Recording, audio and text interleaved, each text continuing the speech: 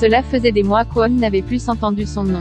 Condamné à 3 ans de prison ferme pour corruption de mineurs et détention et diffusion d'images pédopornographiques en avril 2020, Christian Quesada, ancien champion du jeu Les 12 coups de midi, est sorti de prison, a annoncé Le Progrès ce jeudi 25 mars. Après avoir passé 2 ans au quartier d'isolement de la prison de Bourg-en-Bresse, l'homme de 56 ans a finalement été libéré. Il a fini de purger la totalité de sa peine, ont souligné nos confrères, qui ont mentionné les remises de peine dont il a pu bénéficier.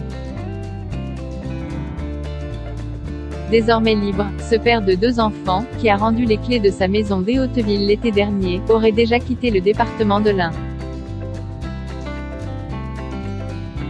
Une libération qui avait déjà été évoquée sur le plateau de Touche pas à mon poste, en septembre dernier, soit 5 mois après sa condamnation lors d'un procès qui s'était tenu en visioconférence.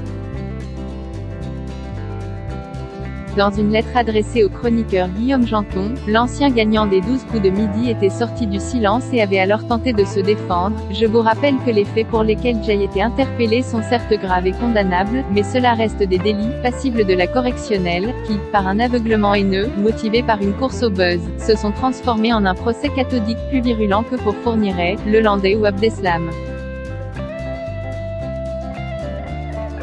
Sans surprise, ces propos avaient suscité l'indignation en plateau. Christian Quesada, un détenu modèle.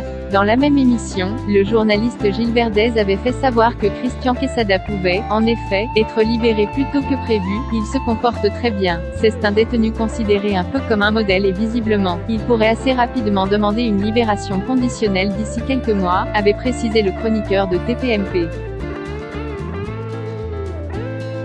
Sa remise en liberté devrait en tout cas en faire réagir plus d'un.